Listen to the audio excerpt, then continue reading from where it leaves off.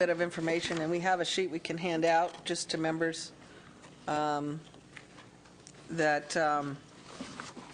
lays out some of the bond funding. Remember, we talked last week and I only raise it here because transportation is where a lot of it gets spent, but we got a little chart that just shows some of the money that is being spent to create jobs and infrastructure the way the LAO suggested last week.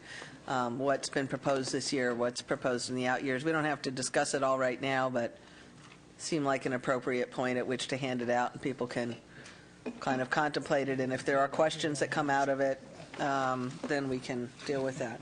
I think these are, if I understand the chart correctly, not ARA funds, but bond stuff. This is the question people asked. How much bonds are we planning to sell, and what kind of projects are we moving on? This shows where they are and which departments have them pending and such. So it's available for other questions or for Senator Huff. Did you? As a backdrop, do we have the number of the unsold bonds, though? This is what you anticipate selling, but don't we have like 42 or something billion still out there that could be sold? In terms of the authorization? It was 47 until our last sale. I don't know how much they actually sold then. I think they sold 8 this spring. Where's the treasurer's office? Or somebody who knows anything? Anybody who knows something is welcome. There we go. We'll get back to you this afternoon with that. Yeah, it's helpful. You're right. There's the big authority in the sky, and then there's but what can you reason? Ask the treasurer's office just to give you some sense of. Last time I heard Lockyer speak on this, he said I think they had 8 and they could do another 6. I mean, there is a question of debt limit and ability to actually get bonds out. So, and I think he was talking about 8 this spring and 9 next year, something in that range. Finance, you know anything? Yeah, this is Karen Finn with the Department of Finance.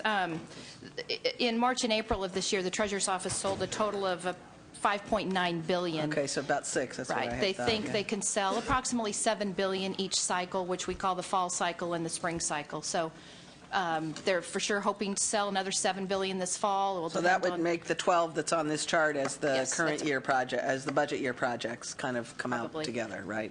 Based on what they already did and what they haven't. Senator Leno? If we're on these cycles, can it then be assumed also that we are paying off about $7 billion each cycle as well? So are we incrementally increasing the limit? I don't have the information right now, but yeah, each year we're paying principal and interest on what's outstanding. But and are we then retiring as much as I don't think we're retiring $7 billion. As much as we're going to market? No, Probably not. it's increasing. Yeah. No, we're increasing the debt ratio. Yeah. Yeah. Let's say our total, we're paying off approximately. So what is our ratio right now, and what are the comfort limits? Jason Sisney from the analyst's office. Our debt ratio percent of general fund, the last time I looked, and this is off the top of my head, was around 6%. Gone up. It's on the rise. So I think we are currently, with the bulk of the 2006 bond authorizations being issued at the present time, we're issuing more than we're retiring, generally speaking. Yes. So our debt ratio is rising over the next few years. And the last time we looked, it was on track to cap out at somewhere in the 8 to 9% zone of the general fund. That's after the high-speed rail bonds are sold? Well, and it's because the revenue That includes goes some to the high-speed revenue rail. And the revenue forecast. is also going down. It goes to the revenue forecast, not Right. going up the way they might have at the time That's these part bonds of were it, approved. yes. Part of it. I mean, Yeah. So capping out at what number did you say? 8 to The 10. last time we looked, it was capping out at around 9% of general very high. fund. We're updating those numbers, for example, trying to incorporate the effect of the gas tax swap, if any. But in general, it should be rising over the next few years and probably to the 8 to 9% zone of the general fund. All right, Senator Leno. Sorry, we got to do this in order, members, or we're going to get all confused. So, Senator Leno, and then if you have a question, we can go ahead. I mean, Senator Lowenthal. Sorry. Principal and interest. Else, you know.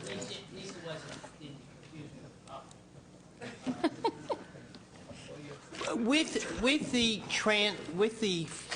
the gas tax swap, doesn't that reduce now the general fund obligation? Aren't we talking about, because we've moved all those infrastructure bonds out of the general fund to the special funds now. So that should be, to answer this question, should be reducing our general fund obligation in the out years, because that's a significant amount of bonds About $1 billion that we a year. have moved. It's a out little of less the than $1 general billion a fund. year. I think that's correct, and I believe it may influence the numbers down about 1%. It's So I about think the last 1% time we is the looked most at you'd get out of it, it. it was on track, the debt ratio to reach 9% of general fund, taking into account the gas tax swap. Very rough figures, it might be about 1% less at the peak. Okay, Ms. Skinner? Those are numbers we'll be working to update in the coming weeks for the November ballot panel. Now that we have a full complement, we do want to move into the regular agenda. Ms. Skinner?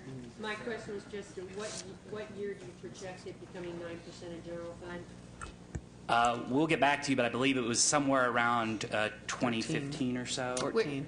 We think about 14, 15. Yeah. The analyst is right, just over 9% and about 14, 15. Were you? And I believe that figure with it. probably doesn't take account of the gas tax swap and its effect. I think, I can't recall, Yeah, I can't but, recall, sorry. but it's in that zone. Yeah, no, I got it. Just because you were fingering it. Okay. All right. The entire conference committee being present for roll call purposes, we'll just stipulate that everybody's here. That we can start with transportation members. We're doing this by subject matter, not just by regular item numbers. The first item on page 1 of the transportation agenda is language that the Senate adopted with respect to privacy protection on toll road issues. Does anybody have any issues with this? Questions, comments?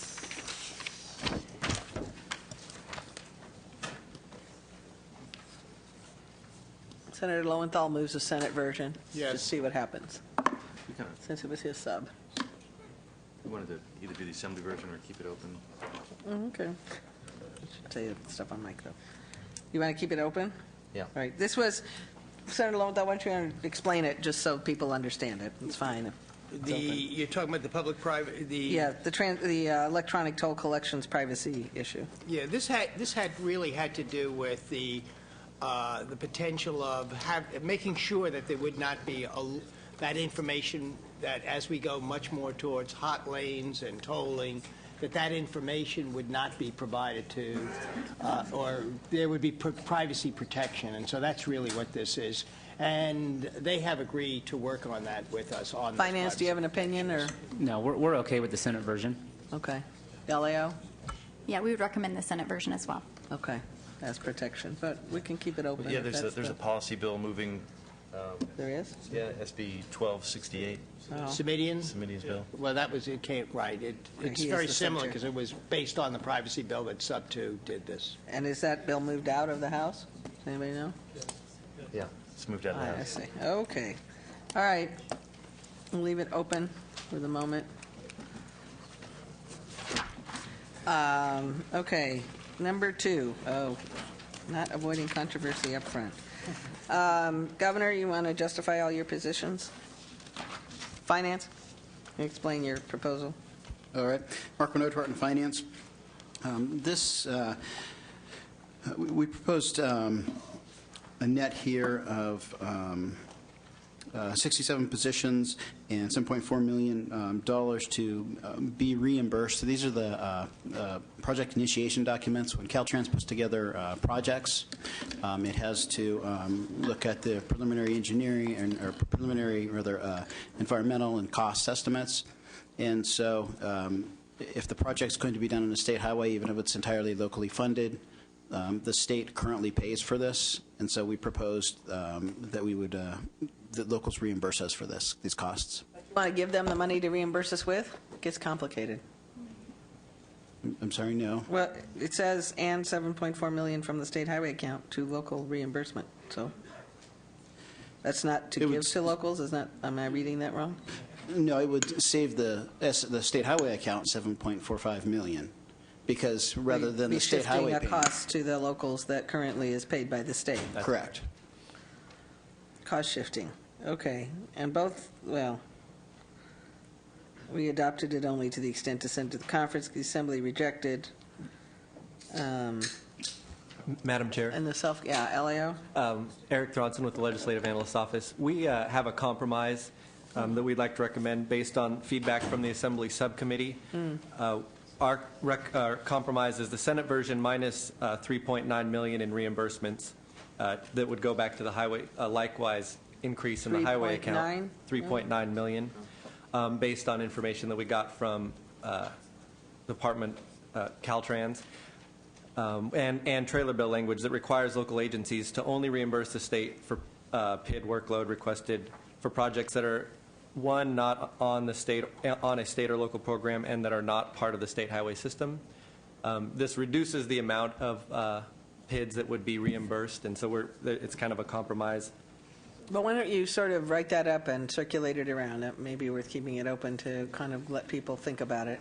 I hadn't seen the compromise proposal, but it seems like it might be moving in the right direction. I mean, if we can distinguish, because the self-help counties have certain projects, but most of them include state components.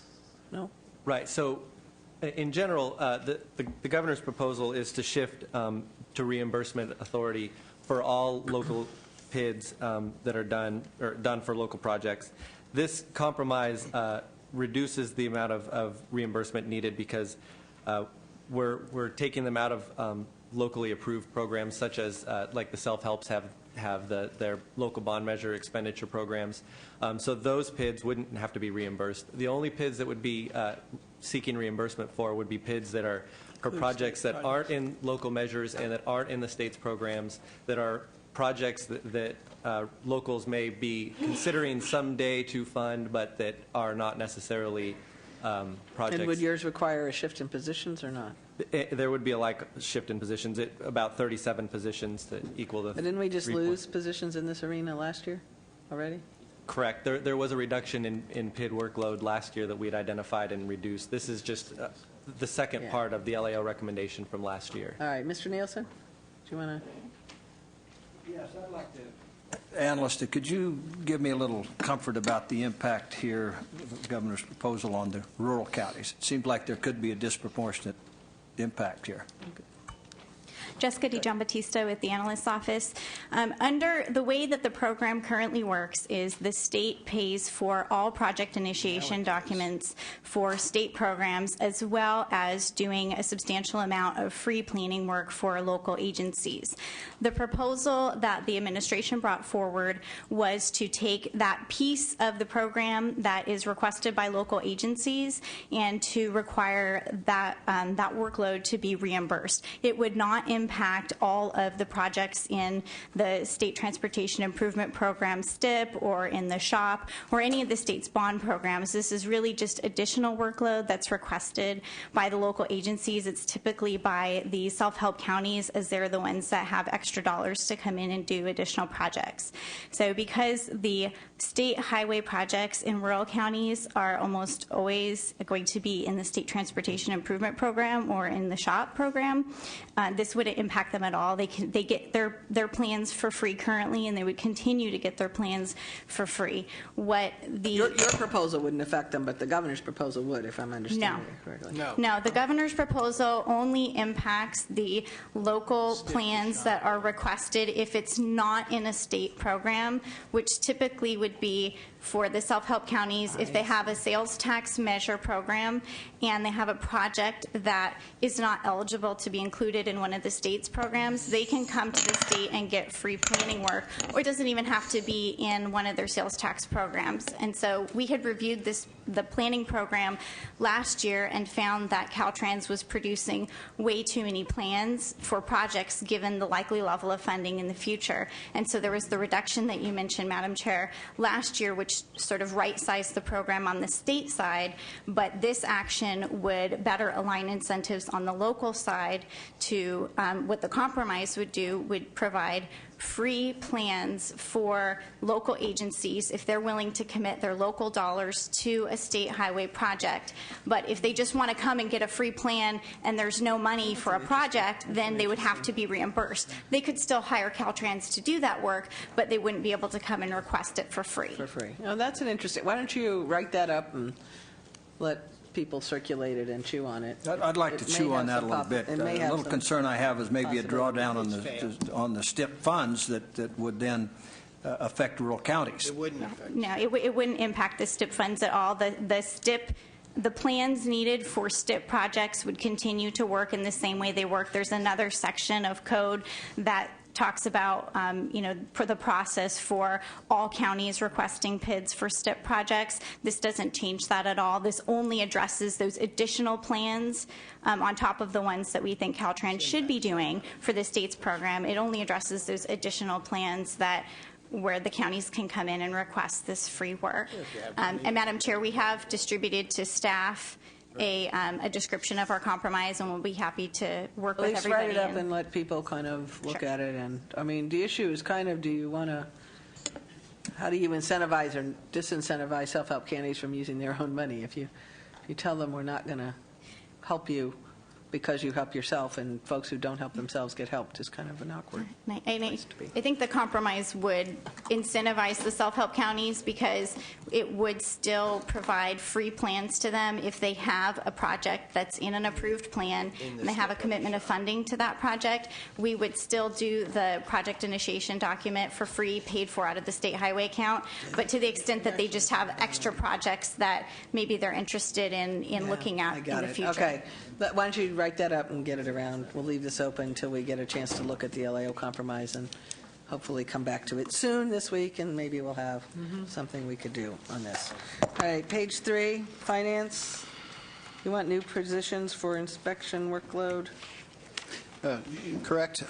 We requested $412,000 in 5 positions for increased bridge inspection workload.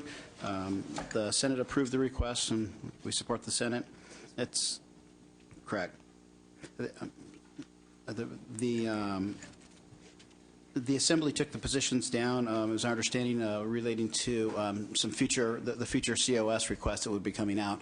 The Assembly provided the funding, but not the position authority. So then how would you do the work? Correct. LAO? Yeah, we would recommend the Senate action on this one. We did review the department's request, and they do have an increased workload, and it seems reasonable. We'll do the second. Okay, Mr. Felipe moves the Senate version. Any objection? Hearing Move none. the Senate version. No, he already did. All right. That said, on a, Mr. Nielsen, Ms. Conway, you're okay? You're a no? Okay, why don't we talk about that then? What's the issue? Senator Dutton, Mr. Nielsen, you're okay with this? You're a no also? What's the issue? This is Finance's request that's being approved? It's the increase in positions. We actually we would support the Assembly's original position. It seems like they've taken positions from the capital outlay part, and this would just seem like another growth in government for no real good reason. You don't think we should inspect bridges? No, you've got to expect you can do it with existing. You've already taken them out of capital outlay, so they're like taking them out again. At least that's the way we're looking at it. Finance? Madam Okay. Chair, that'd be our argument as well. We need to take a look at overall staff increased positions at Caltrans and be very careful about adding staff here. See, they can take those positions out of this other area to take care of the inspection requirements. They don't need new positions. Finance, answer him, and then Mr. Blumenfield has a question too. I'm trying to, members, you got to, Okay, we have this many people, it gets hard. different programs doing different workload, but with the capital outlay support request, we had recommended a cut of $750. Both houses increased that back to around $250. Okay, so that has to do with the workload that's associated with preparing projects, not inspecting bridges. When it comes to the problem with the I-beam, for example, Caltrans' workload has increased in terms of the actual bridge Well, inspections. maybe you ought to contract them out then, because I think you can get it done cheaper. You do it with there's existing personnel. I think all within Caltrans, you got sufficient bodies doing all sorts of things, and it seems to me it would be reasonable for you to do that as opposed to or contract out for it. So. Well, Caltrans has actually developed a backlog in the last year or two, and this is in part to address that backlog. Would that be related to 3 days of furloughs? The backlog? Our understanding is that the department has continued to do what it could to the most critical parts of the inspection. But without furloughs, how many people does that create? Does it create more than 5 people if you didn't have the 3 days of furloughs? Yes. So then, Well, ma'am, I think, Madam Chair, you may want to get some additional information, because my understanding from talking to Caltrans about a lot of these construction issues, they've had, back when Will Kempton was here, they were having trouble filling the positions. We hadn't given them enough authority to contract out for a lot of functions. So that's part of the reason they've got backlog. It's not as much to do with furlough days as it is just they couldn't even find the bodies even when they didn't have furloughs. So it's just, I think, once again, this is one of those things where you're trying to grow government to do the job, when in reality you really need to get the private sector more engaged here. And I'm not sure they can do inspections. That's different Well, sure than they doing can. construction. Mr. Blumenfield and then Senator Lowenthal. I just wanted to clarify on this. We're mainly talking about federal funds here. Isn't this money mostly drawdown federal money? And could you explain how that works and how these positions may or may not be necessary to draw that federal funding? Well, yeah, in terms of the federal funding that's provided, a portion of it can be used for bridge inspections. And so this uses those funds for that purpose. It's federal money that this is drawing down. Correct. So if we didn't do this, we wouldn't get those federal funds. Yes, that is our understanding. Oh, you actually need to do this work to get the, it's different than this is federally funded. I mean, the positions are federally funded because It's most SHA is. But this is actually, you have to do the inspections for them to give you additional money in some other arenas? Correct. The federal funds come in certain buckets, if you will, Yeah. and this is the bridge inspection bucket. This is one of them. Okay, Mr. Lowenthal? It's just that I think that the bridge inspection program we have not been doing that for a long time, even before the furlough period, and the backlog is tremendous, and we have, I think, I don't know the number of bridges that are very similar to that construction model that had taken place when they lost that bridge in Minnesota. And we need to inspect these bridges and get on, because this is a public safety issue. Well, let me make sure everybody Hold understands. on. I'm not saying not to do it. I'm just saying redirect existing personnel or contract it out, because once these inspections are done, the positions should go away, but that never happens. So I'm just suggesting you got additional people right now that you could probably get the work done with. You could just redirect them. But that is a question, and it's a fair one. But I'm not Although- saying not to do the inspections. I got I'm sure it. we understand that. But the point is, I think they have an ongoing workload in this because you have to inspect these on and over again. So, because my instinct had been limited term, maybe if it was a backlog issue, but if it's an ongoing issue, then that doesn't work. Mr. Nielsen? Wait.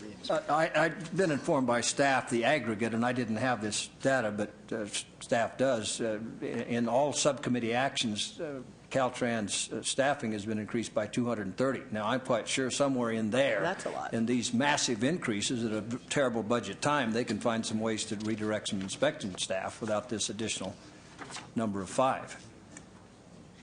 Well, that's an interesting question. Somebody got that chart? I mean, I see about 15 positions right here in the agenda, but I don't know what we did that's not. I'm informed that most of them are not in conference. I'm not sure where the 230 position number is, but we'd be happy to work with Mr. Nielsen and with staff. Just gave me some. It's an item. It's a table A from which book? From our subcommittees, retained 230 state staff for additional shelf project work consistent with the revised Oh, that's shop. existing staff, though. Correct. That's existing staff. Finance? Correct. Yes, that's existing staff. That's as opposed to the 750 position, the positions that finance proposed for capital outlay support. But can't these be used for such purposes as inspection, some of these staff positions? No, the positions are funded through a different program, and they're different types of positions. When you're talking about the COS, you're looking primarily at engineers as opposed to bridge inspectors. Well, you know, there's a lot of flexibility in the administration. Would you not be able to affect the redirection in some way by taking a formal action? I mean, you're just telling me that the existing situation today, these are assigned positions, you don't want to redirect them. But if you chose to redirect them, could you not do so? Mr. Nielsen, if I could, the bridge inspection positions, even notwithstanding the furlough issue, there has been an increase in our workload due to the aging of the state's bridges. If we would tend to agree with you on the COS program, and we did recommend taking the higher cut, as was recommended in May Revise, to the staffing of the COS program than what was done. However, because the department is budgeted and scheduled out by funding and positions by different programs and different position classifications, for the ability to the legislature to maintain budgetary control over how the funds are spent in different programs, we wouldn't recommend asking the administration to start redirecting. And this was actually an issue that had happened in the past and was sort of rectified last year, where Caltrans had redirected positions amongst its various programs, so much so that when you were to look at the budget display, for example, you couldn't tell how many positions were in any one program. And so for the purpose of having legislative oversight and control over where the department is spending money and where they're funding positions, we would recommend that they be approved within the program that they would be needed for. In this case, we would recommend the approval of the positions for the bridge inspection workload, which is an ongoing workload, and even setting aside the furlough issue, there is an increase in work. And then on the COS side, Because we're building bridges, or because we're checking for greater seismic, or? because the bridges are aging, the average age of the state's bridges is getting much, much older.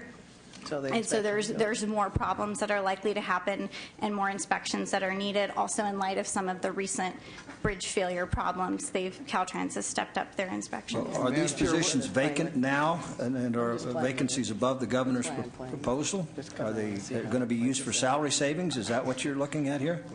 The bridge inspection positions would be new positions, an augmentation to that program. How many people are in the bridge inspection program now? Does anybody know? Let me make a suggestion, What's members. happening is in the subcommittee, the LEO made a recommendation that we reduce the number of people in the capital outlay support division. Right. And then that was changed by the action legislature, but they were recommending we reduce it, which means to me that you probably have more people than the LEO thinks is necessary. In the other program. Yes, but what we're saying, okay, instead of that, then take some of those slots and apply them into this. We're not saying move those people necessarily, but they said we had too many people in that department, and we're saying just allocate those from that department over to there then. Now, that would seem to be consistent with where the LEO is coming from, but I'm confused now if it's not. No, Senator Dutton, that is correct. Hold on, let me just try to straighten this up by one other, just confuse it maybe. I don't know. I'm looking at the agenda here, and there are 3 items, each of which is new positions the governor has requested in the Department of Transportation. 3 for ADA, 5 for this IRA stuff, which I don't know why those would be permanent, and they probably shouldn't be, and the 5 for the bridge inspection. Now, in relative order of importance, it would seem that bridge inspection would be the most important, but maybe we ought to look at all of them together in the context of the way this is being raised, and if these other ones that are not in conference are also out there someplace, then we just ought to understand how they interact. They aren't the same, obviously, but we try to look at it that way. Yeah, and Senator Dutton, you're correct in that if you look at the total positions in the department of the various programs, because the full reduction that was recommended was not taken in the capital outlay support program, that we think that there's more positions than are needed in that program. How many? It was increased back by, I think, 230 positions. You said 7. And we're not opposed to going back to the larger reduction that we proposed. Oh, that was your proposal, to reduce? To reduce the COS program. By 750. Because you don't want to build anything anymore? What? Because, no, we looked at the overall workload, but we also looked at historical vacancies, the number of positions, our PY is the authority that we had given the department to use, and it had remained unused. And so what we did is look at a 3-year average. You were taking vacancies? Mm-hmm. The idea was to, yes, go and look at the number of positions and assume that, well, okay, over time, if we're ending up with an average of 750 extra positions that we're not using, and there's a savings associated with this. It's not that the money's going away. Right. But well, we it would gets rather recycled redirect back that into money. highways. It doesn't. We would rather redirect that money to pavement maintenance or shop. And so that was our proposal. And So both we- houses, I assume, rejected that because They reduced the cut to I see the point. We did a smaller cut. We did do a about cut 250, yes. Yes, we Pardon? did do a cut, but a smaller cut. of how many positions did we cut? 212 of the 230, so that's not a hugely smaller cut. No, 212 out of 750. correct. Oh, you wanted to cut 750 positions? Yes, that's correct. Because that's the average number of unused PYs that we've funded over the last 3 years. I think the LAO even concurred with that to some level. Yes, we did, and we have the information from the Department of Finance that the number of PYs that Caltrans was requesting for this program, that they were never actually using the full amount, and yet they were still getting all the work done. And so they had this historically very large vacancy savings in the program, and so by budgeting them more appropriately to what they would actually need, that would free up those dollars to do But is that other things. actually need without then turning around and just contracting out for more than that cost? I'm sorry? Well, I mean, our experience sometimes with cuts in these areas is that the department then turns around and pays for the work, but they pay more for it and they contract it out when you could have just left people where they are. No, one of the other So cuts I'm- that we had recommended was also, in terms of the base, not in terms of incremental workload, but in terms of the base, was to do a reduction in the contracting as well, because there was some contract authority that wasn't being used. And so we recommended reducing that, and then we looked at the incremental increase associated with preparing some new additional projects, and that's what the increase in COS was Mr. Blumenfield? based on. Yeah, I mean, part of this, we expect a lot of projects coming on board right now, and that the idea was to get the construction moving, right? I mean, and if you eliminate all these projects, wouldn't it have a detrimental effect on the new construction and taking advantage of the low bids and all the jobs that go along with that? Well, again, we're talking about unused positions. These are vacant positions. So eliminating positions that don't have anybody in them doing the work isn't going to reduce the amount of workload that's done. Yeah, our understanding is that even under the mayor revised proposal, that the department would have had sufficient staff resources approved to do all of the work that it needs to do on all of the projects in its program, not only the ones that are in or near construction, but the projects that it's developing for future years. Why don't we keep this, yeah. Now you've confused me enough to keep it open. Well done. Mr. Huff and then Ms. Skinner. Yeah, the real question to me, so there's 750 positions average over the last 3 years that have been in the budget but haven't been filled. Is that money able to be used in any other way other than filling those? In other words, if it's in the same area, can they use it for overtime? Can they use it for other purposes? Is the money being spent? The money is not being spent. It's being Well, saved. I've got one head nodding over here and another shaking, so. Yeah, our understanding is the funds are being saved, but to the extent that when you establish your budget, you budget it more accurately based on what the department would actually need instead of over budgeting and then having vacancies. You could then budget those dollars to another purpose. So if you give them a budget and it gives them more people than they need, they can't redirect those funds and spend them on something else.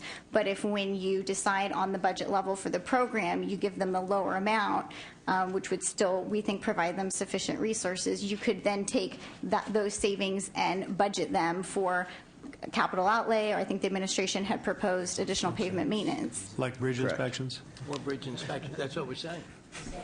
Classification of people, but okay. Different pot of money. It's a different pot of money and a different classification. I think we're making a case for zero-based budgeting here. The question of overall positions is valid.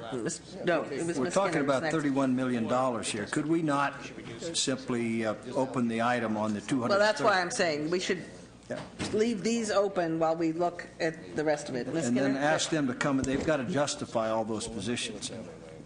Yeah, I have a couple questions on that, but Ms. Skinner was first up, sorry.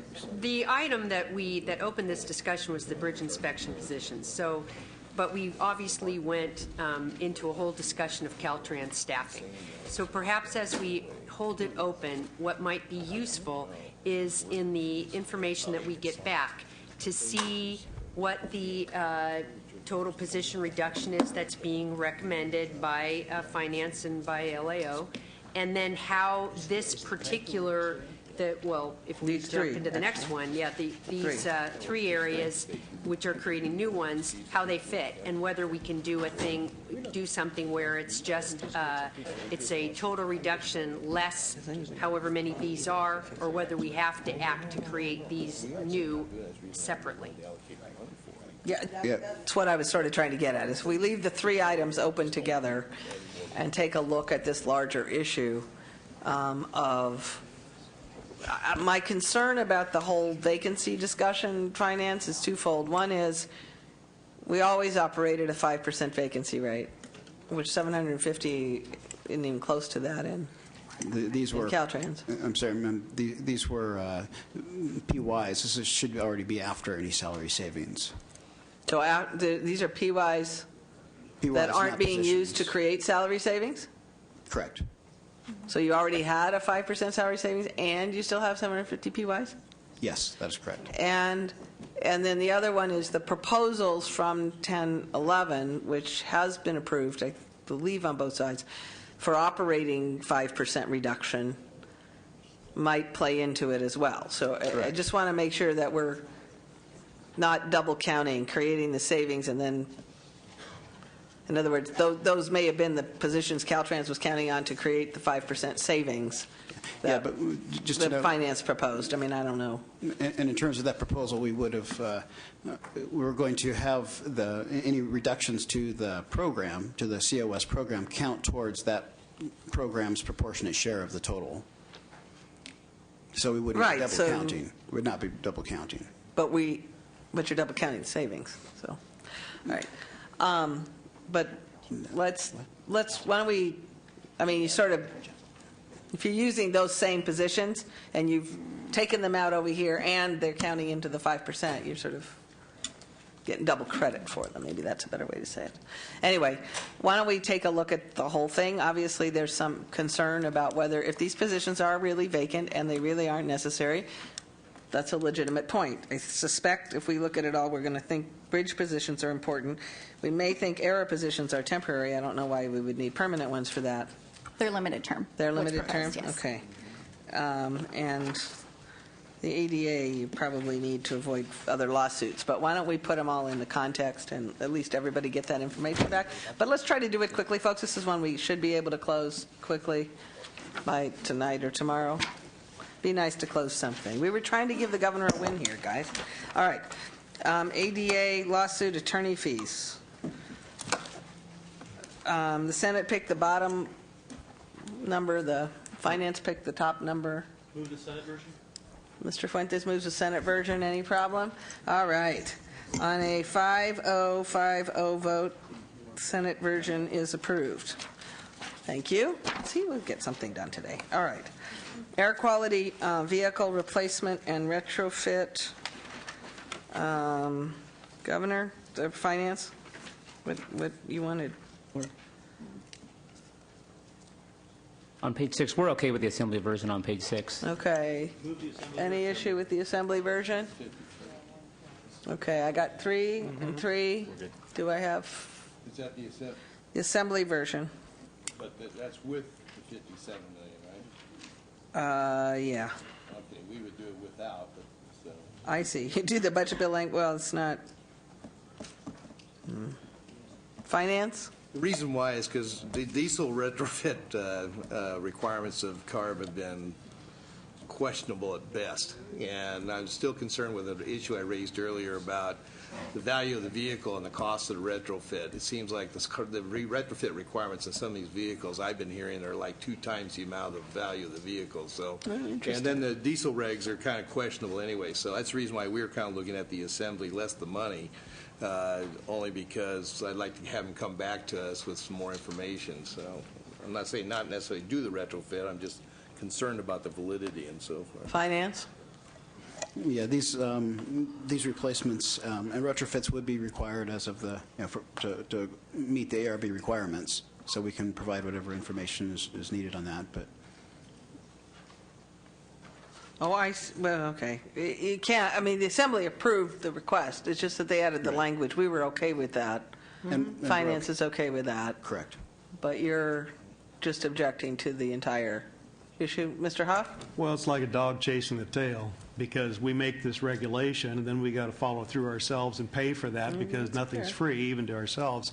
And, the question is how significant is the problem? What's the life of the equipment? What are we getting for return on this? I mean, what's the real value to it? There's some industry. I just toured a facility in my district a few weeks ago that has turbo technology that will actually change a lot of our diesel pollutants, but it doesn't quite meet CARB standards, so therefore it doesn't work. But it could retrofit things a lot cheaper. And we don't even look at that stuff. We just say, this is the gold standard, this is what we're mandating, and we could achieve a lot more if we just took a reasonable approach instead of the way we normally look at things. Do we have the ability to do that within the retrofits that we purchase with our money, Finance? The proposal does specify a certain number of replacements, 288 replacements, and the retrofitting of another 147.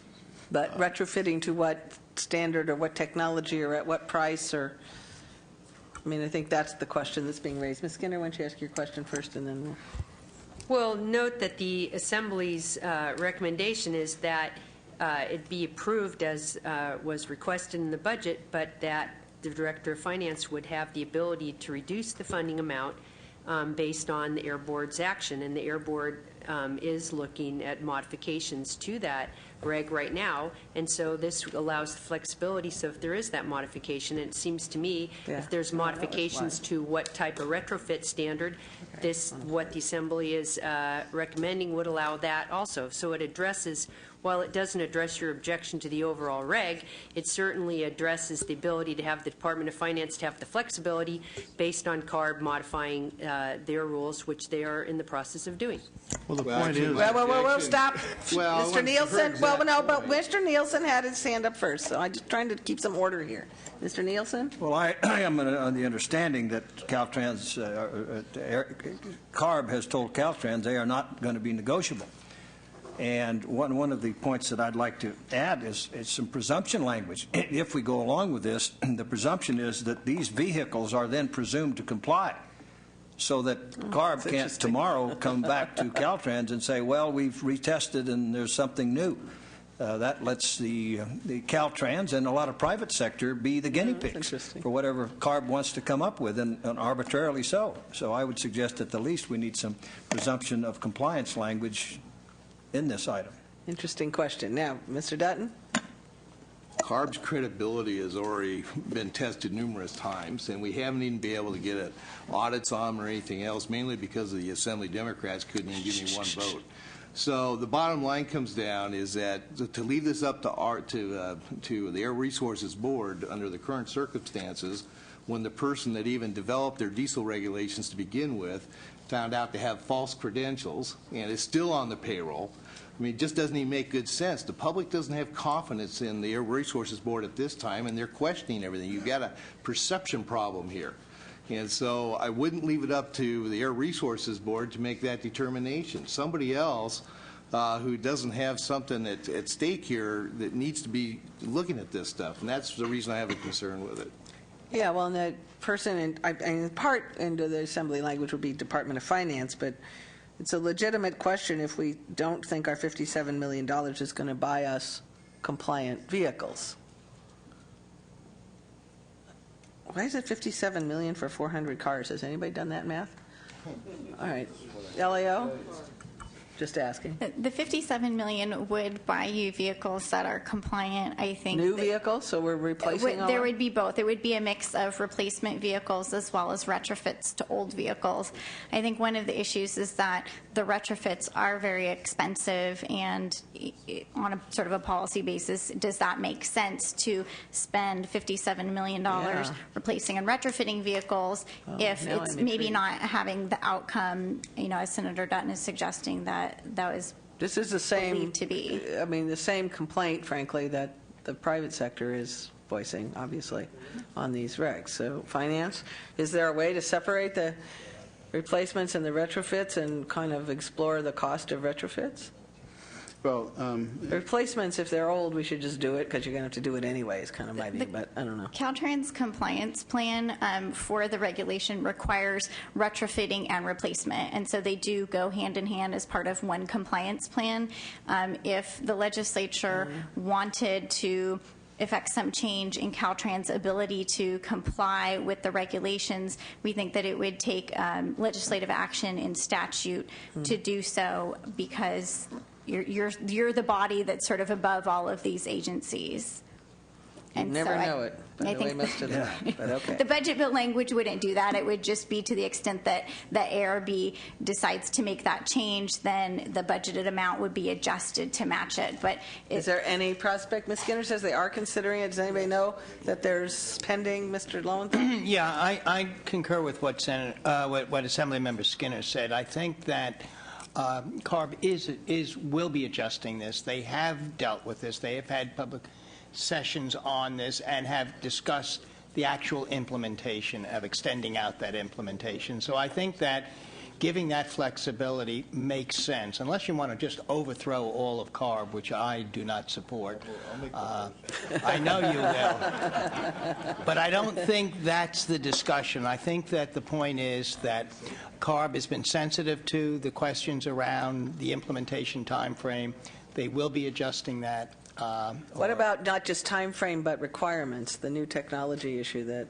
Well, they had, once you set we asked them to set standards. Once they set what you're saying is throw that out and reduce the standards. That's another issue. Well, I don't think that's quite what you were saying. Senator Huff? It goes back to the dog chasing its tail again. We set up policies, and then we turn CARB loose to enact those policies, and they've been, regardless of who you listen to, it's not a perfect deal in trying to get to where we need to go or where we want to go as a state. But we're sitting here struggling with the fiscal impacts of our decision. And it doesn't just stop here. These aren't just transportation dollars or retrofitting dollars. They're fungible dollars. You have programs you want to fund. And I don't think these are fungible. These are state highways. Money is fungible. What I'm saying is if we had trailer bill language that delayed the implementation for retrofitting, let the new stuff happen. But if you're retrofitting, that's where the biggest expense is. When you're doing it on an economy of scale of new vehicles, it doesn't cost as much to acquire the technology as it does to retrofit. Right. It's very expensive that way. We don't have Carl Moyer funds for ourselves here on this. We are the Carl Moyer funds. Right. So the point is that money can be used for something else, and you got, I don't know what the breakout is because we haven't heard it, but there's some significant money here that's available for something else. We're the legislature. We set the policy. We don't have to sit and react to CARB, and I think that's what Senator Dutton was trying to make a little bit ago. Interesting point. Mr. Nielsen? Well, this is a 5-year program. We're talking about $250 million, and we're setting ourselves on a course to expend $250 million, betting on the come. And I would argue that CARB very likely will change their rules in a year and say, nope, that doesn't meet the test. We've got to spend another $250 million. I would say at the least we've got to have some presumption language here that says if we proceed that it is presumed that these comply, but for beyond a reasonable doubt, the Air Board presenting the case that they do not.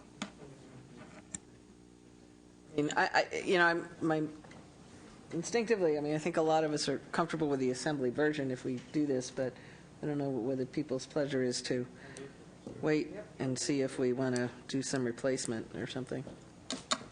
I don't know. I may be interested to sort of see about the replacement versus retrofit question, but we get to come to CARB later, so I don't know. If we have the assembly language and we're able to resolve something around implementation, then we get the savings, right? If that comes up in the CARB context, so. All right. Correct. We can't leave everything open forever. We'll let the finance win one again. I don't know. The assembly immersion has been moved by someone. Me. Mr. Fuentes. Is that a 3-2? 3-2? No. Yeah, you're a no, you're a no. All right. For right now, we'll leave it there. We'll see if this one comes back to haunt us. If we can find out that the implementation is done. The assembly version, it includes the part that should implementation be resolved differently when we get into the CARB discussion? Then the assembly version allows us that opportunity. I still think it's an awful lot of money for very few vehicles, and maybe we ought to think about for later some other reporting language for the department or finance or somebody to come back with how much things are costing and why. I think this is a DGS problem. My favorite This is agency the, that we we've have. reviewed the department's compliance plan for the ARB as well as some of their air quality regulations, and it Yeah. is very expensive. We recommended to you last year that the legislature look at actions that would potentially allow for a more cost-effective approach to meeting the regulations. And what happened to that? Do we Nothing. have a more cost-effective There were approach? no changes were adopted last year. To give you a sense, a retrofit can cost anywhere from No, but what would be an example of something that would be a more cost-effective way of doing it? That's what how do I more cost-effectively comply, assuming the standards are what they are? To the extent that Caltrans is retrofitting vehicles that are older and we would need to be replaced in a year or two anyways, That would be allowing done. them to, you'd spend $20,000 to $40,000 per vehicle retrofitting it on a Right. vehicle that you would end up replacing in a year or two anyways. So why, is that in their plan to do that? They, I mean, is there some vehicle that they're proposing to retrofit that would otherwise be replaced in 2 years in the plan? Finance? I'd have to go back and look at the various schedules. In some cases, Caltrans, the requirements have been that Caltrans has to replace vehicles which have not come to the end of their useful life yet. Senator Cheney. I'm okay with that. It's better to do that than it is to pay twice, is what I'm getting at. Ms. Skinner? The point is that if the implementation date goes in, then certain vehicles would have to be retrofitted that might otherwise wait until their useful life if that date's changed. Given that CARB is in the midst of looking at the date changes and some other changes to that diesel rule, the point of the Assembly's action was, again, would save the state a great deal of money because most likely some of those vehicles that only have a year or two left on their life would not have to be retrofitted. If the rules are changed accordingly, so. All right. Well, for the moment, we'll leave the assembly language, but I think folks want to look at, I mean, if there is a way to, I guess what I'm trying to get at beyond that is if there is a more cost-effective way to do whatever their plan is, we ought to understand that. DGS is not my favorite agency for doing something cost-effectively, so if there are alternatives to how they might otherwise contract for this, there's different technologies, if there's different ways of doing it, if whatever. If replacement should be done in a year or two, I mean, that kind of stuff, to lower the cost of compliance are things that we ought to be sure we're considering, even if we have to do it in SRL or something. Madam Chair, let me lastly just say, though, Nielsen? the one way to do that is the presumption that it complies. Then they can't continually elevate the bar or change the rules. Until we get to that, we're not going to have any cost containment on anything. Presumption that what complies, though? Presumption that the technology, the retrofit applied for which these monies are expended, Right, but when? that That's the is problem. presumed to comply with the requirements of CARB unless by beyond a reasonable doubt CARB demonstrates that this technology cannot possibly meet the requirement. I think they are, I think the plan meets the current CARB regs. The issue is that CARB is reviewing those regs. It may lower our costs because we might not have to do it as quickly, or they may change the regs so that retrofitting is less required or not required as quickly. So that's what will lower the cost. And CARB is in the midst of that, and we don't know what the timeline on that is, which accounts for the Assembly's language. But a presumption, I mean, I guess what you're getting at is once we've done it, you don't have to do it again for a while or something. To the life of that That's a particular different- technology. This diesel engine has a X-year life, 5, 8 years. All right, so you've now retrofitted. It complies for 5 to 8 years. CARB changed the rules and asked the state to expend a whole lot more money, and they've already exempted some private sector I see. Well, that's an entities. interesting question. All right, so you're saying up to some period of time. Leo? I think for the most part, what Caltrans is planning to do would meet the requirements of ARB, and we're not aware that there's any plans to change it or make it more strict. However, there have been certain limited cases where Caltrans, say, for instance, purchased a replacement vehicle, which they were required to do, and then had to turn around and retrofit that new vehicle, That which would they be were bad. required to I do. have far too many But- years of horror stories of CARB doing the very thing I'm suggesting in many areas well before AB 32. That's a problem. I mean, we do need to figure out a way that things don't change in midstream and we don't pay for stuff twice, whether it's replace and then retrofit or retrofit and then replace. Either one is too costly. We shouldn't have to do the same mess with the same vehicle twice in 5 years or 10 years, or I don't know what that number is. Maybe that's the language to play around with. Okay. Next, load rating of bridges, page 7, moving right along at a rapid clip, folks. Load rating of bridges. If we love to inspect bridges, we'd move the governor's proposal because he's Which is redirecting what? positions. Redirection of 9 positions. We had directed an additional 9. Let's see. In the assembly, LAO explain or. Yeah. Madam Chair, we have a compromise on this. Both houses adopted the governor's proposal, but made a change to it in order to get the work done more quickly. The administration had proposed to evaluate the traffic that the bridges can safely carry over a 10-year period. Both houses took action to do that in 6 years instead. The difference here is that the proposal was to be funded by redirecting funding from litter pickup, and the Senate took action to keep that funding for litter pickup, but instead to fund this work from an augmentation from the state highway account. Our compromise would be to take the Senate action and keep the funding for litter pickup, but direct Caltrans to use that litter funding to augment the parolee litter pickup program, which provides temporary work to parolees. They'd be able to expand the program as well as getting litter picked up off of the state's highways. And then on top of that, we also have 2 technical corrections for you on this one, reducing the number of positions to 17 over the 6 years. This is a technical issue, just that the wrong number was adopted. And then also a technical correction to switch the funding in order to maximize the use of federal funds and have just the state highway account provide the match. Madam Chair, can I make one quick comment? Hold on 1 second. Let me see. I had Mr. Bloom. I've got to first. disappear to go present a bill across the way in transportation. I I'm just sorry. wanted to say one quick thing. Okay. It seems here the governor has recommended we redirect 9 positions for bridge load inspections, and the Assembly and the Senate have agreed. It's coming from the capital outlay support, but we had 15 minutes of discussion on the same issue just a couple of points back. I understand, but this was the governor's proposal. That wasn't. Okay. The They're things not we were discussing over there were the governor's proposal not to redirect. These are the governor's proposal to redirect, which we have agreed to, except I'm trying to understand the LAO's proposal, because that. The point is they can be interests me. redirected, and it's still out of the capital outlay support. And to be able to calculate loads on bridges has got to be something close to bridge inspection. It's not. Okay. Let me, Mr. Blumenfield? I was just saying, we're okay with the LAO's LAO compromise. version. Okay, Mr. Dutton? On the 1.3 million currently, isn't that used to contract out LAO's fine. companies to come in and do work?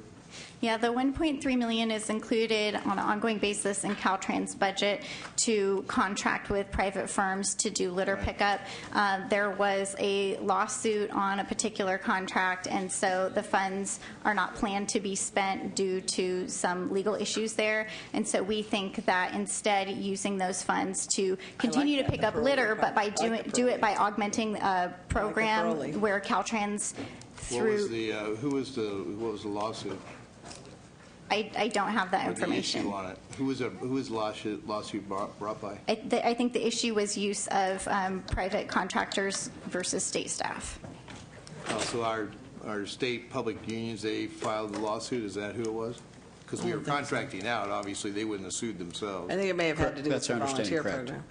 program. Okay. I like the parolee idea, though. Well, the problem is that here we go again.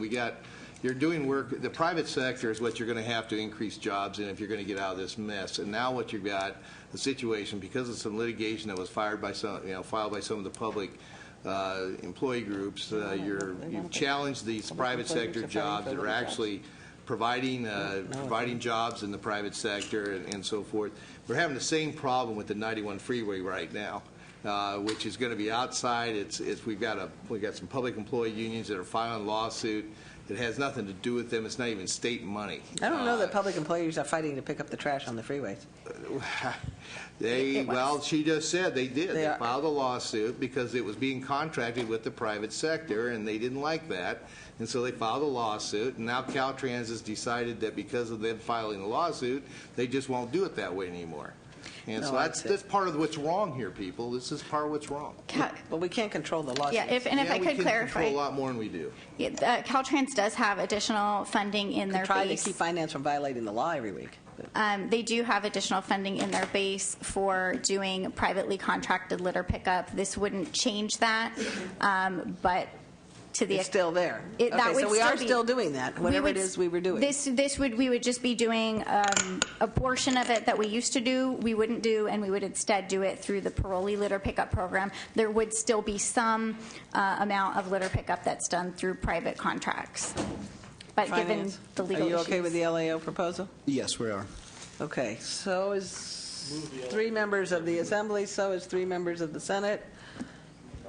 You're not. Okay, Mr. Nielsen, Ms. Conway, you're with the LAO? Not? Yes? No?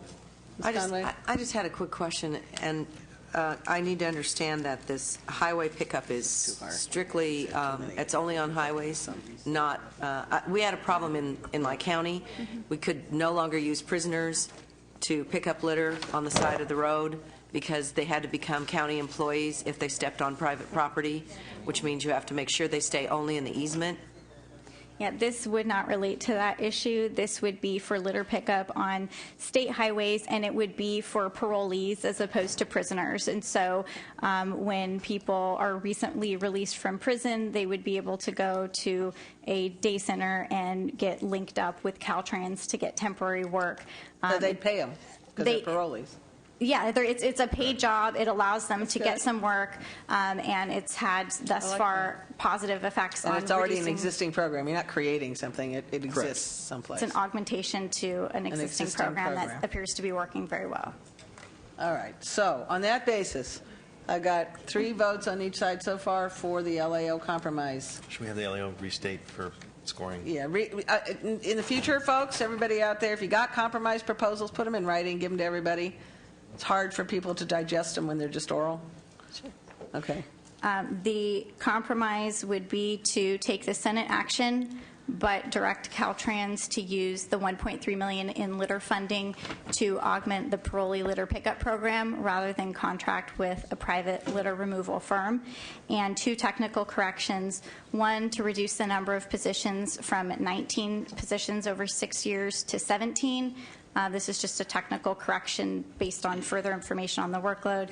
And also to change the funding, instead of having it being all from the state highway account, to have it be 12% from the state highway account and the 88% federal match in order to maximize the use of federal funds for the bridge work. All right. And finance is okay with it? I have, okay, so I got 3. I got minus 2 no's or abstentions. Okay. 3-2 and 3-2. Okay. The LAO compromise is approved. You have to figure out how to write it up. Advertising on changeable message signs.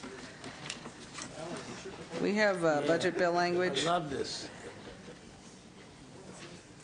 All right. Just send it to the policy committee. Are we? Mine preference. Does anybody have any issues? I think that both sides rejected the proposal. But the Senate added language that you really can't do this without legislation, I guess is what it says. Mr. Blumenfield? Because it can be done without by the administration if Yeah. you don't have that. Right. Just to be clear with something, the Assembly didn't reject the proposal, we just didn't take it up. Ah, okay. Just, you didn't hear it was a may revise or something. Yep. So, does anybody have any objections to the Senate version? Madam Chair, just for the record, we continue Finance. to support the Trader bill. Oh. Mr. Huff. Yeah, this is something that, I actually don't have a problem with, because we're sitting here looking at some very tough choices. This doesn't score any revenues this year, but we've got a problem for another few years down the road. And this is something that could raise up to $150 million in gross revenues. So I know there's a policy It issue should go here. through the policy committee. But because it's not scored in this. at some point, you're going to look to our side and say, where's your revenues? And we will say, check on the floor of the Budget Conference Committee room, because every time we came up with revenues, you rejected them. So score another one here. Nobody's scoring any revenues here. But it will be down the road, Madam Chair. Where does finance have any numbers to show us what this would be 10 years from now, or what? No, we don't. We've had estimates from between 10 and 20 million a year to over 100. Yeah, But you guys thought that the Ed Fund was worth $1 billion, too. I want to see some real numbers. I mean, you guys thought the Ed Fund was worth $1 billion. You thought the lottery was worth $1 billion. You thought you could take money from SCIF. And this is the source I'm supposed to rely on for your $10 million? The industry is estimating $150 million a year, but, you know, that's what it is. So For what? To do what? I mean, right now, Caltrans has a certain number of changeable message signs, and you've seen them. They're basically black. Yeah, the with Amber yellow- Alerts and Amber all that Alerts, sort of stuff. exactly.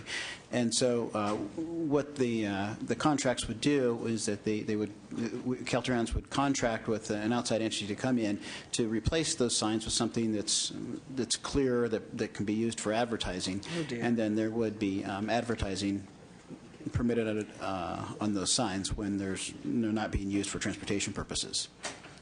And in doing so, the state would receive funds and for that. create accidents? I mean, has anybody done the study on Well, how many that's why- accidents you that's- yeah, that's the policy issue. That is exactly what came up, that the debate is yeah, between, that's a and needs to be huge discussed in the policy committee between public Yeah. safety. Did you propose a bill, Finance, on this? Yes, we proposed trailer bill. No. Do you have a legislative proposal? Has anybody proposed this in a... Did the governor in January suggest that he might have an author? Senator Huff sounds like he'd be willing to offer it. Nobody's offered it up as a real budget, as a real proposal, as a policy proposal, which is what it is. And you're not scoring any money for it, so it's really not a budget proposal. All right, that said, is there any objection to the Senate version? Not, okay. You guys are no. All right, you're a no. All right, 3-2, 3-2. This one's not. If we want to propose a bill, see if Senator Huff's got something he wants to gut them in for you. All right. Assembly, page 9. IT projects. This is an assembly. Elio, you want to? I think Governor had nothing. We had nothing. You did something based on a JLAC. This is a JLAC recommendation or something, right? All right. Mr. Fuentes moves the assembly version. Anybody have any objections? On this side, it's a 4-0. On that side, it's a 5-0. We'll leave the row open for Mr. Huff if he wants to add on. On that last one, Senator Huff was gone. Oh, oops, sorry. Okay, one of these, sorry. On page 8, just for reconciliation purposes, I didn't realize he'd already left.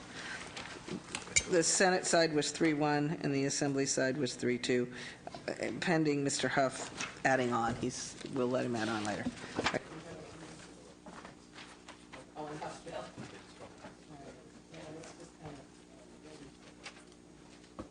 All right, let's just kind of keep rolling. Members, Mr. Blumenfield has to go help out Mr. Huff, so this is going to happen to us again tomorrow, I think, with a couple of, or are you meeting tomorrow? Is Trans meet? No. But anyway, one of the days this week, we're going to run into these committees once in a while. There's some technical cleanup language that the Assembly acted on, page 10, with respect to the fuel swap. Does anybody finance, Elio? Is this We're okay with that. finance? You're good? Okay.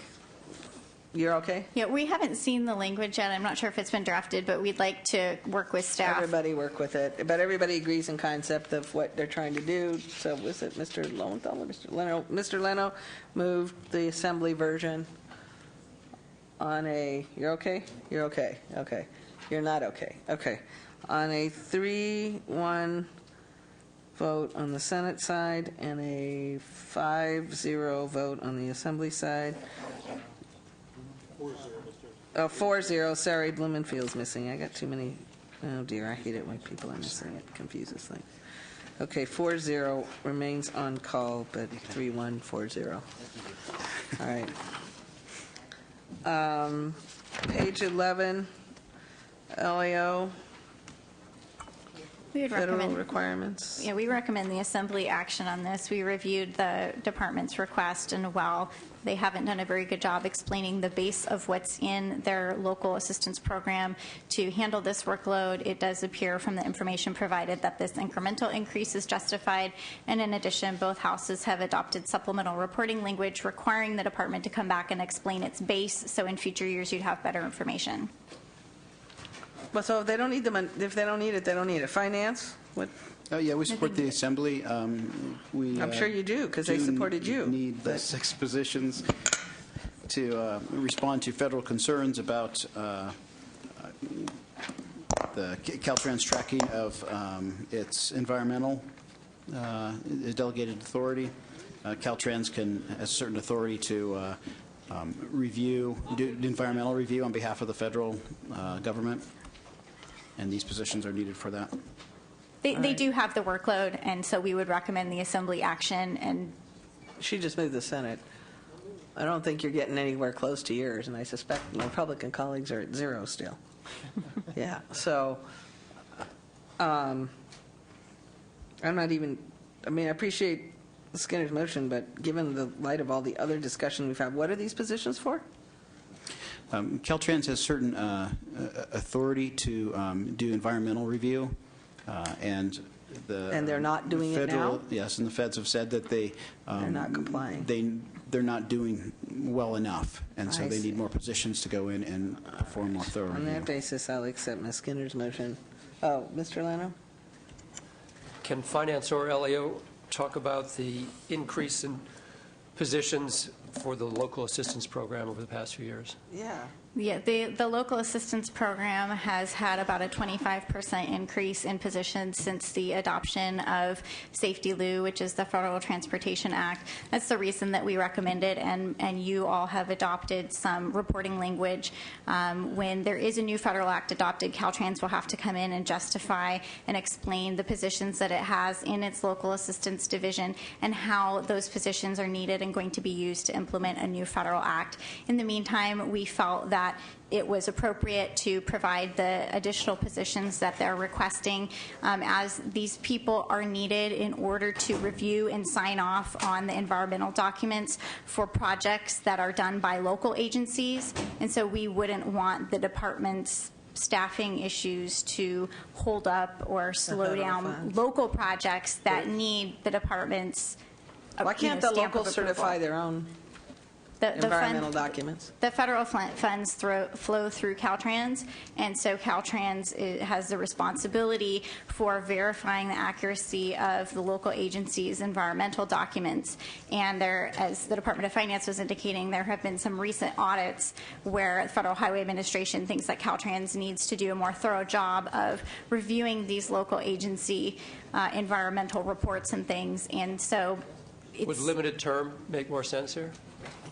you could adopt them as limited term, and probably by the time they expire, we would have a new federal act, and you would have that more full, robust information on this total staffing for the program. That's a good option. Senate version, limited term, going once? Okay, I got 4. Mr. Huff? Mr. Huff's a no. Senate version, limited term. It's the half and limited term. 2-year or 3-year? 11. Page 11. No. Okay. It's also limited. 2-year or That's 3-year? not on there. 3-year, probably.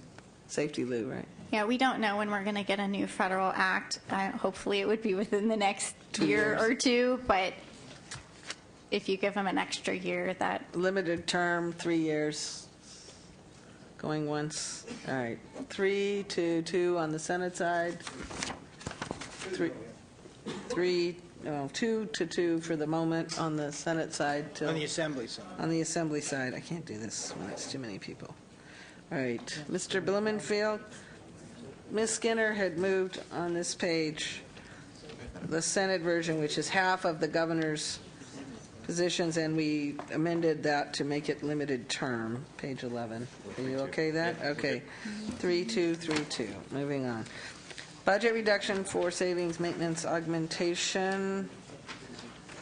We reduced operating expenses. LAO? These were savings that we found in Caltrans in general. This goes back to the earlier conversation. Madam Chair, we Oh, yeah. recommend the Senate action on this one, as the department expects to achieve $100 million in savings in the current year and an additional $100 million in savings in the budget year, and this would just score the savings that they already expect to get. And then they could respend it on paving projects contracted out to local businesses, right? Yeah, that is in part of the Senate action would be to take $50 million of the savings in the budget year and use it for pavement maintenance projects. All right. The Skinner Madam moves the Chair? Senate version. Yes, Sorry. Finance? We support the redirection of the $50 million, but we would also ask for budget bill language that would make the redirection contingent upon failure of the local initiative.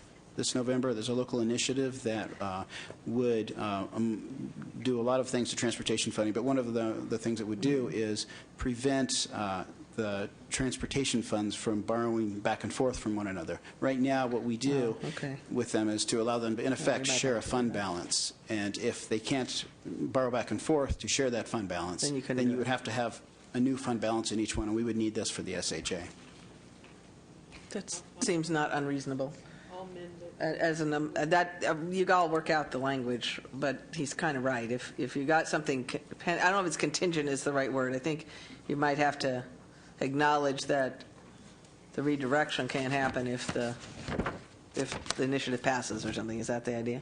Yes, correct. Madam Chair, we're still in the process of reviewing the effects of the initiative. Yeah, we don't understand it But yet, it would so. be likely much broader beyond this issue of whether or not you spend this $50 million on pavement No, there'll be a maintenance. lot of issues, but what he's saying is this particular issue could be impacted, and therefore this may affect a lot of other areas of the budget before we're through, but correct. Maybe it's a control section that acknowledges the items that are attached to it, but somehow acknowledging that if the initiative passes, it may undo some of these actions. The only other thing that we would point out is to the extent that you want to do this pavement maintenance work and get it out very quickly in order Well, that's to true. Get it out provide before work. November, we won't have the problem.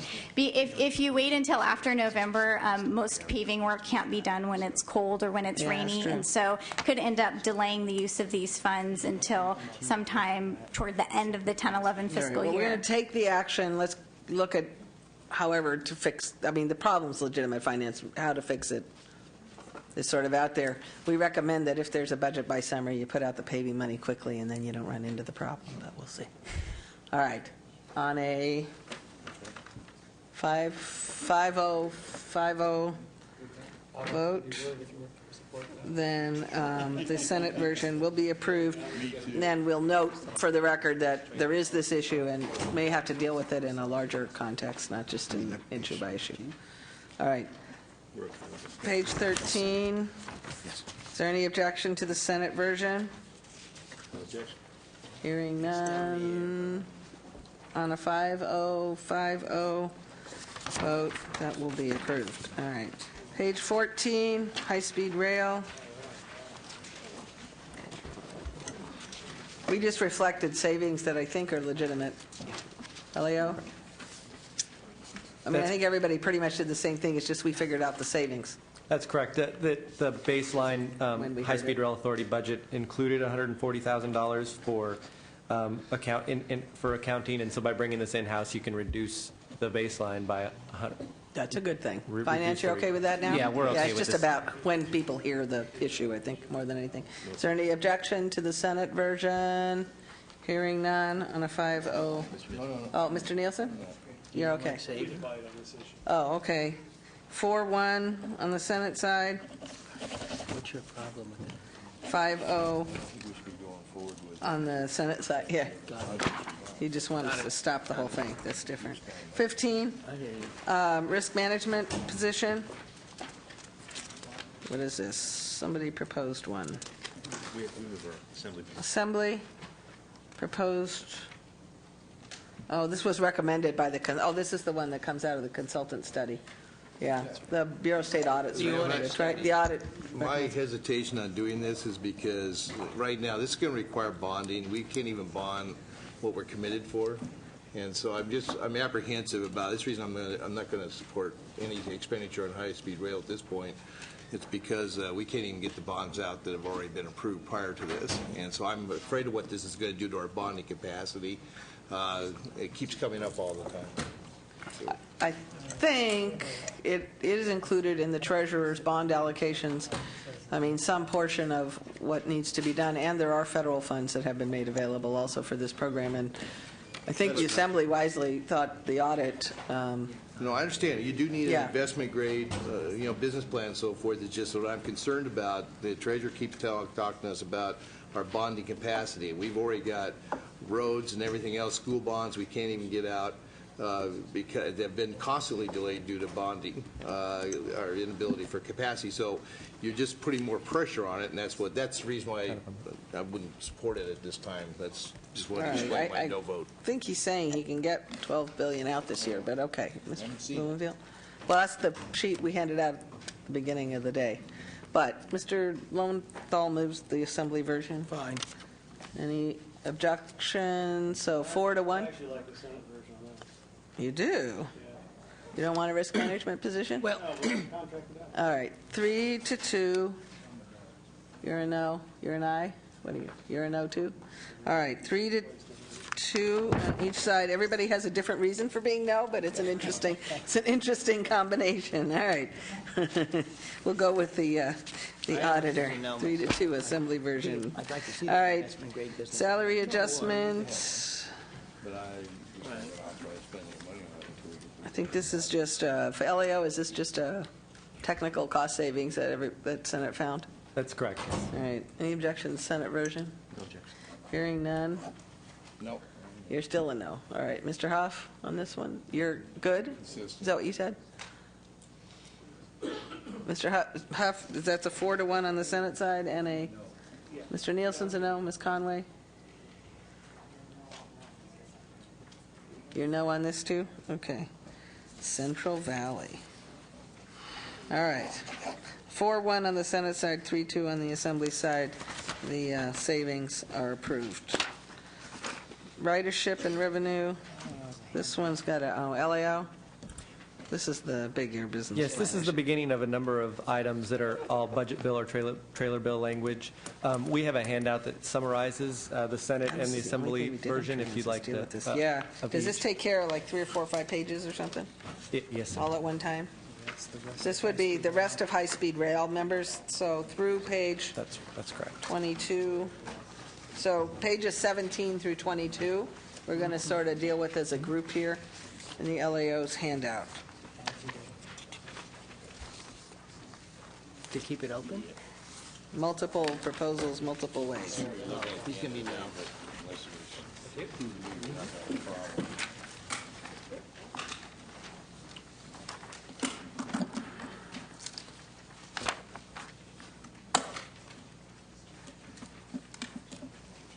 Go ahead. So for the most part, as you can see, a number of these actions are just to increase accountability.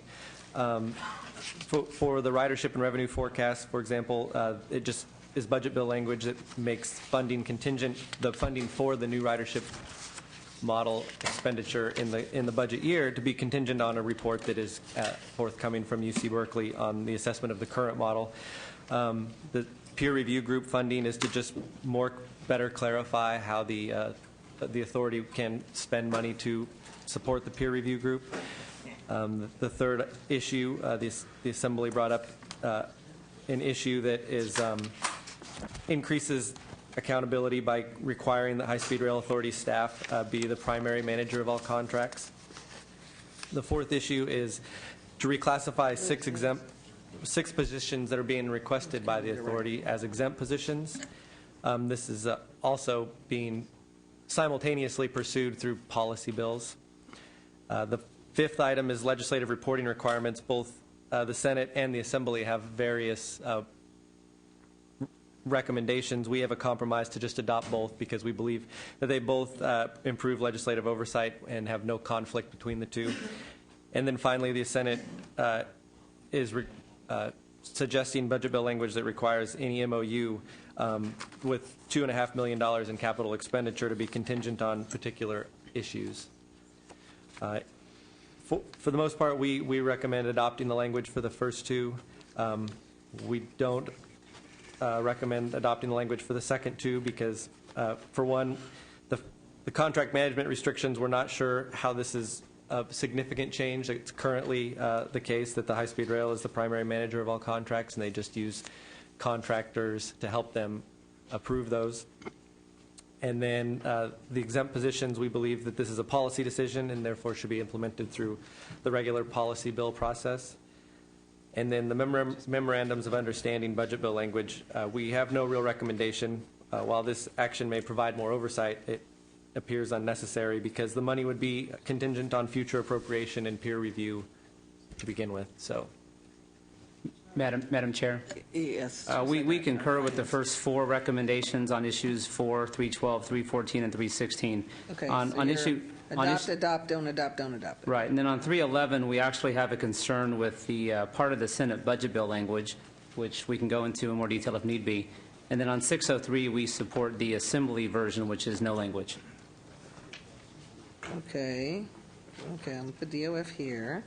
And now what's the issue on the annual funding? Is that what you Yes. have issues with? Teresa Sorry. Gunn, Department of Finance. On the 311, the language requiring reporting and release of a quarter of the High-Speed Rail Authority's total budget, including capital outlay, we believe will create cause for concern and potential contracting issues, especially in the cap outlay side where we tend to appropriate more for a contractor to do a certain function and not specific to a time frame to do things.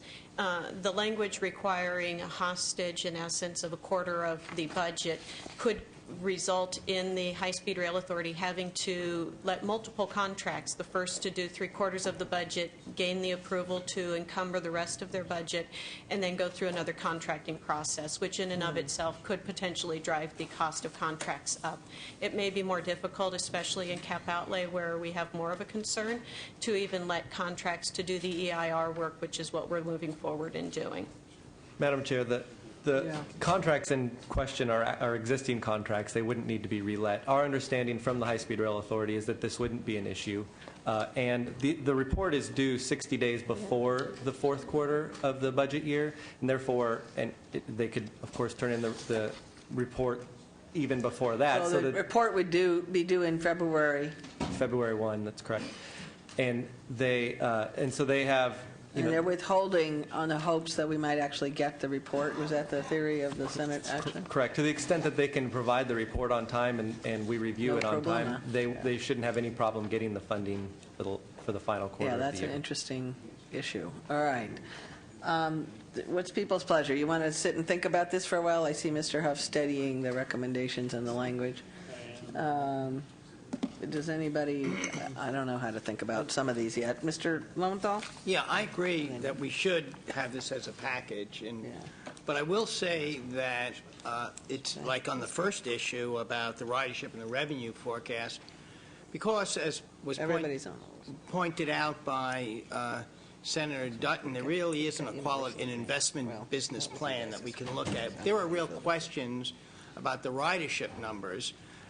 And that's why the request was put in to have that reviewed by the Institute of Transportation Studies at Berkeley. They are having problems getting that data back. So it would be really helpful. You know, that data was promised to be back to us before this, so this committee could deal with that. And Cambridge Systematics and the High-Speed Rail Authority have not provided that data yet. And so I'm just saying this out loud to get that data to us. That data still has not been. Well, and I think that's so finance, LEO, everybody's comfortable with the first two, and possibly Mr. Blumenfield, you had a question? I just want to clarify. I don't think it would impact it, but would any of this language of withholding impact our ability to draw down the federal money in the short term? No, that should not affect our ability to draw down federal money. Because we have enough headroom? Is that? That's correct. And there's a certain portion of the ARA funding that is available that doesn't have to be matched. So for planning purposes, which is what is going to be spent here. However, Teresa, again, Finance does have concern that with the withholding and the ability to enter these contracts, especially in the cap outlay side, that there may run into an issue with the ability to encumber the ARA funds in the timelines necessary. If anything goes wrong in this plan, you could be jeopardizing that. All right, well, maybe we'll think about this as a group, Elio. Yeah. To the extent that something could go wrong, it would be the High-Speed Rail Authority's inability to get us the information that we're asking Right, for. In which is fairly typical of It's the really problem, pretty much so. in their control. Yeah, all right, well, let's leave it open for a minute, let people think this one through and see if we can get some consensus. I mean, we've got Finance concurring with the LAO on the first four, we got issues on the fifth one, and we got question marks on the sixth one, so let's just see if we can reconcile. Madam Chair, if I could add Yeah. one point on the one requiring the semi-annual, the Assembly action to require a semi-annual report. We're wondering if that could just be changed to an annual report. That was the model that was given was the toll bridge project, but that didn't have to go through the regular budget process like this does. So in essence, the legislature already has this annual review process of whatever the authority is doing. And so we're completely supportive of the authority providing lots of information. Okay. But well, let's think about how to time all these different. The assemblies, do we want a quarter one? They want a semi-annual. I mean, some of that.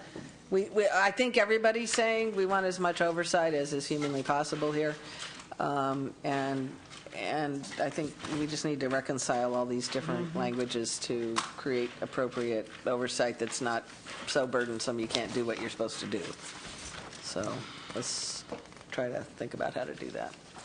I mean, I think we can get there with Finance, I suspect. All right.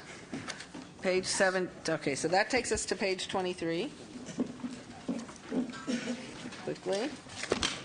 All right, Board of Pilot Commissioners.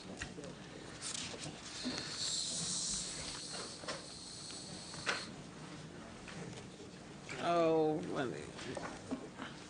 Senator Huff, are you moving the Senate version? You do? No, so why do you like this position better than the last three positions? Finance? Just asking. Okay. The Board of Pilot Commissioners has a current staff of 3, and the BSA went in and did an audit of them and looked at their processes. They do need somebody, somebody to answer phones, somebody to do basic filing, to be responsive to questions from the public. And so we've just proposed one office tech position to come in there and do this. Senator Lowenthal, when the subcommittee heard this, you didn't think it was necessary because, do you recall?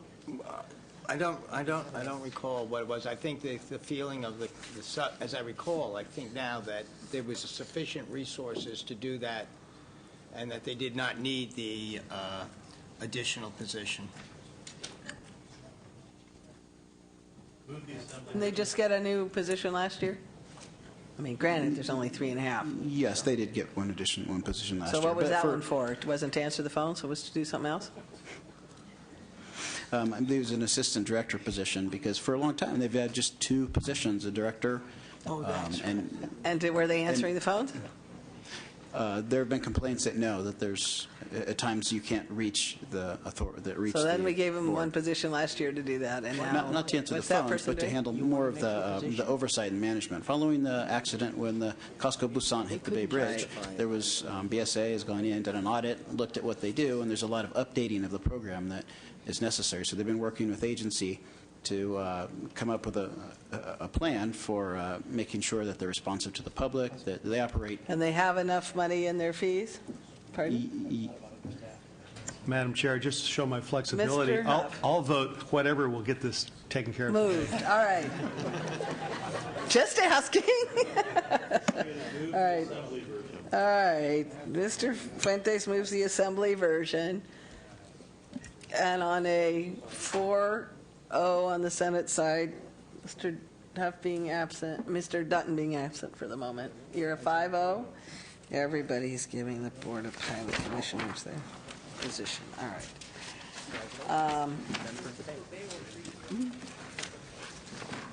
All right, Highway Patrol. Let's see.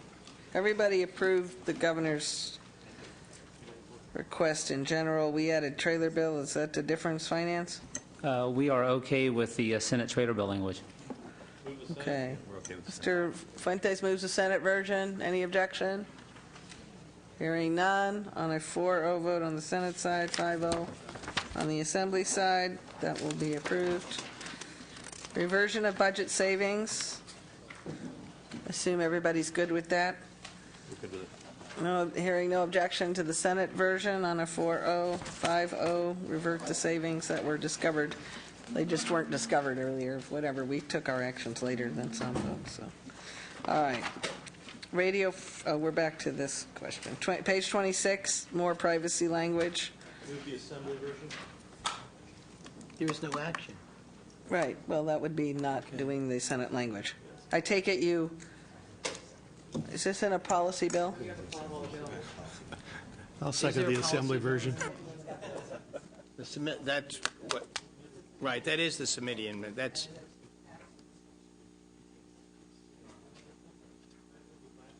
Yeah, no, Semidian was the one that said.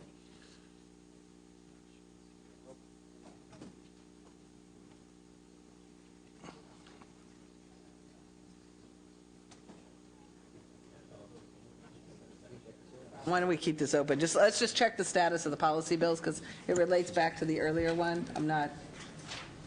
I'm good with Assembly, just so you know. My willingness to move things along. Wouldn't be surprised. I do not believe there is with Senator Semidian in the budget subcommittee that suggested this. There is not a bill, and and there is no request to use this technology at all at this moment until there is a policy bill, and that's really why the Senate version came. Does Finance or think that DMV labors under the illusion that they could implement this technology without legislative authorization? Well, we don't see the need for it. They've recently relet their driver's license contract, and generally that contract stays in place for several years. And did it contain No, this it does or not contain RFID. I think my instincts tell me that this was probably adopted in the Senate before they had let the contract, and there was a lot of concern. Because I remember there was controversy about the contract they were pending, right? When it appeared that RFID might be part of the Real ID compliance, there was concern on this issue, but the contract that is let does not include RFID technology. All right. Senator Huff moves the Assembly version. On a 4-0, 5-0 vote. We will. The point is well taken. I don't know that it needs to be budget bill language to tell you not to do something without legislative authorization. If they've relet the contract and it didn't do this, and that will be in place for some time, there's opportunity for the legislature to weigh in when it becomes necessary. We're accepting Assembly version, but we want to make the point. It doesn't need to be said in the budget, but they should not be implementing these kinds of things without legislative authorization. That's the issue. So, all right. Page 27, Assembly trailer bill. This is also a policy bill. Do you know what happened to it? LAO, do you remember the discussion in either house? Russia Chavez, the Legislative Analyst Office. This was heard on the Assembly side, and it was additional language to have the Department of Motor Vehicles work in conjunction with the Department of Veterans Affairs to have information for federals to receive their benefits. Senator Lowenthal? Yeah. Objection is that waiting times now at DMV have increased so much that the Assembly version would just add, if they had to go through this process, add so much more time, and that's really the interface frequently at DMV between state government and the public. And so we just felt that it's not that it's not a worthy idea, it's just not doable to start asking everybody for those. It's just going to extend the time that people are there. So that was the feeling while Noble or the actual to ask customers if there are veterans to update forms is just going to add to what is already an intolerable situation at DMV. Elio, do you have any costs associated with these added tasks? At this time, we've received information from the DMV that said it could be initial upfront cost of $1 million and ongoing cost of $300,000 a year. And is there any potentiality of accessing federal dollars? At this time, we haven't seen any. And then there's even the question of appropriateness of DMV doing all this? Correct. Okay. Those are concerns. I mean, should we have the military department? I mean, why isn't the feds notifying the Department of Veterans Affairs about who the veterans are? That seems, I mean, we can put it over. Senator, Mr. Blumenfield? I should suggest we hold it open. That's fine. I mean, we can try to figure it out and see if there's, I think the concern is the wait time and also the appropriateness, especially given that we've had, well, again, we're back to the furloughs, create lines, create problems, and then adding more information and more burden on DMV employees. Madam Chair, Yeah, just for the finance. record, we're very supportive of trying to identify the veterans, getting them to the county veteran service offices, and then getting Yeah. federal benefits. But we do share the concern about the DMV wait times, and we also share the concern about the use of any MVA resources for the purpose. Yeah, it's awkward. Madam Chair? Yes. One Mr. additional Huff? thing, there's also Operation Welcome Home, which would provide $8.4 million general fund to county veteran service offices. So that can be used. I mean, you have another vehicle, which we're going to be talking about later on, to help do this very thing. To do some of these things. I mean, I think the question of identifying is something to do, but I don't know that it's a DMV's job. And I think somebody was trying to be creative and figure out a source, but the truth is the federal government ought to be giving lists of everybody that, I don't know, separates from service in California or something. That would be helpful. Mr. Blumenfield? Just add, of course, the idea, the budget link here is that we identify the veterans, we get them to the federal services that they need, and we save a lot of money in terms of state costs. I mean, that's the theory behind this, is that we can actually save state money by getting veterans the help that they need. Yeah, well, it would at least add federal money to the economy if we can get them. And we do support that concept, but as Senator Huff said, we do have a Whether you do proposal it in the this way. veterans budget to deal Yeah. with that. All right, so for the moment, we'll leave it open and see if we can figure out whether there's a role for DMV in this. Maybe we can pick one of those things and not have them do it all or something. Page 28, there was a reversion. Everybody agree that diversion exists? LAO, Finance. Any objection to the Senate version? Hearing none. On a 5-0 vote, we have gone through the transportation section once, members. Now, it being 2:10, I wonder if we want to take a break before we start resources, let folks reconcile this section. 3 o'clock, does that give people enough time to take a quick break? Be back at 3? Come back at 3? Does that work for everybody? 3:30? 3:30. Okay. Going once. What? Okay, some people need to do some briefing. So let's 3:30. We'll return at 3:30, members, with resources. Oh, we've got some matters on call. Well, but are any of them? Those who were absent for periods of time, Mr. Blumenfield, Mr. Hoff, Mr. Dutton, who had to go to committees, there is a list of the pages on which you may add on, sitting here, add on before you leave the room, and then everybody else clear the room for reconciliation. We'll be back at 3:30. Okay.